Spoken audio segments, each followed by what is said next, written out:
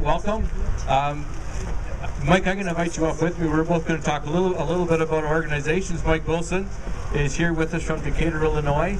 He's the current president of the International Farm Writers, and Mike's going to tell you a little bit about those folks. I just thought I'd share with you a little bit about the North American Farm Show Council and some of the stuff we do. And in fact, I was over in Belgium this summer and had the chance to meet some of your members. And in fact, I think that members may be here in the audience somewhere at a show, a little town way south of Belgium, or Brussels, Belgium, called Liebermont. Huge farm show, 180,000 people over 4 days, 700 exhibitors. It was actually quite something to see. But anyways, there is an organization in Europe called URESCO, which is quite similar to the North American Farm Show Council. And at the end of the day, we get together to talk about the farm show business and keep making farm shows better. Our North America Farm Show Council has roughly 25 members across North America, and we have one member from New Zealand. And some of those shows you guys will be familiar with. I'll just mention a few here. Mike has worked with the Farm Progress Show. They had their show last week in Decatur, Illinois. Next week, the Farm Science U in Marion, Ohio. The show a lot of you gentlemen go to and gals in the wintertime, the National Farm Machinery Show in Louisville. They're one of our members. And of course, some of you folks get to the World Ag Expo in Tulare, California. And there's 23 or 4 more other shows that are members, but those are just some of the big ones that I thought you may want to mention. Then on the international scene this November, our show goes to Hanover, Germany to be part of Agritechnica. So it's actually, Mike, in your preamble I read, you didn't really tell me what you do or where you came from, but you talked about the unique opportunities you're having as being president of the International Farm Writers Association. So if you want to tell us a little bit more about what you do in your day-to-day, that'd be fine. And I'll turn the mic over to Mike here. And again, welcome to Canada's Outdoor Farm Show, Ontario, Canada. And I'll turn it over to you. Thank you very much, Doug. Appreciate it. Appreciate the warm welcome from Canada, very much so. We're really excited to be here.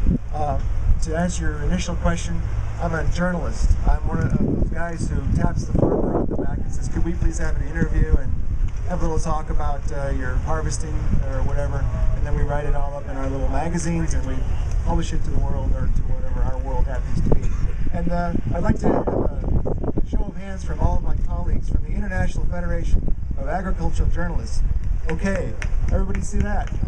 All these folks are here to see Canada, Canadian agriculture. It's fantastic. So if somebody does the same thing to one of your farmers and they have a little bit of an accent, well, you know they're in our group. So we're really happy to be here. Very excited to be here. It's a historic time for the IFHA. We have not been here since 1967. I believe Colleen might have mentioned that.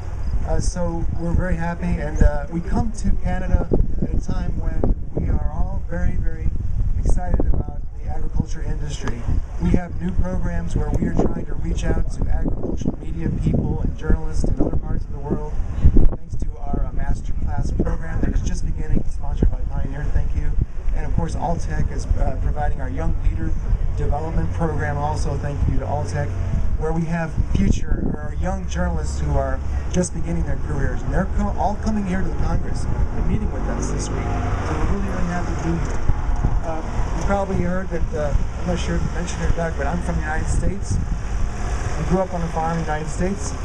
Glad to be from the United States, but we have a little bit of a problem down there. You probably heard about it. A little bit of a debt crisis. So we kind of hope that, well, I'm coming up here to help support the Canadian economy. All of you all come down and help support our economy. We'll be able to get ourselves on the right track. But I have my own little debt crisis in my house. It's called my teenage daughter. So, she's 15 and she just got her homecoming dress, and she's going to have a prom dress coming up too. So any support you can give us would be great. Thank you very much. Anyway, like I said, I grew up on a farm, and I want to tell you, one of the first things I remember as a teenager, my dad, we hopped in the truck, we decided to go to the Farm Progress Show. I don't know if any of you have been to the Farm Progress Show. It's a lot like this. And I'll never forget how exciting it was. When we first pulled in there, we saw the tents, we saw the big equipment, and we got to walk around and see how this whole world of agriculture just opened up to us. You know, when you're growing up on the farm, and you have this sort of a sense that you're kind of out there doing your own thing, and then you realize you go to these shows and you see thousands of people who are also trying to make a living, trying to make a lifestyle and a business. And it's an awesome feeling. It's an electric feeling when you get to go to your first farm show. And so I know that's going to be happening for young people all over this week at this show. So it's really an exciting thing. The funny thing is, too, I grew up, I went to the university, I got an agricultural journalism degree, and I ended up being the editor of the magazine that sponsors the Farm Progress Show. So, still working for the same company 30 years later, so it's a really great industry to be in. Also, one thing that Doug mentioned, too, last week we had our show. For the first time ever, I was actually talking to investors from Wall Street, people who'd come out from New York and never stepped foot on a real farm. But they'd heard about agriculture. You know, all of our other industries are sort of struggling in the States and maybe in other parts of the world, but agriculture is booming right now. There's a greater sense of urgency. You know, we have 1 billion people who go to bed hungry every day in this world, and that's a crime, and that's something that farmers are working to fix every day. So I think it's really great that the agricultural media can play a little role in that whole issue of trying to fix that problem. We're the people who talk to farmers, talk to agribusiness, write up articles, try to give advice and information. But we also do things like try to talk to consumers. We try to tell the story of the farmer to the consumer. Everybody wants to know how their food is grown now. So we're trying to play a role there as well. So we're very excited to be a part of agriculture. Journalists are very excited to be a part of it. What everybody does here, it really impacts a broader audience. I would have to say in 30 years of doing this, it's never been a better time to be in agriculture, never been a better time to be in agriculture journalism. But I'd like to just say on behalf of the IFAJ, we really want to say thank you for being here and having us. Thank you very much. Okay, now for the fun stuff.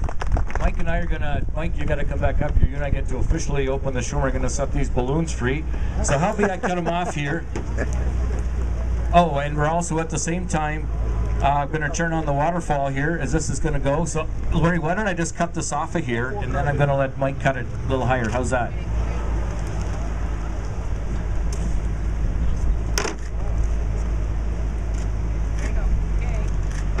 So, Mike, I'm going to give you the scissors. You got it? Before it takes off on us there. Before you take off, I'm going to give you the scissors, and I'll let you do the cutting. How's that? I'll hold it down. You do the cutting. Just a second, and then at the same time, the Guinea Jokas Memorial Waterfall. Let her go. You can declare the farm. It is now open.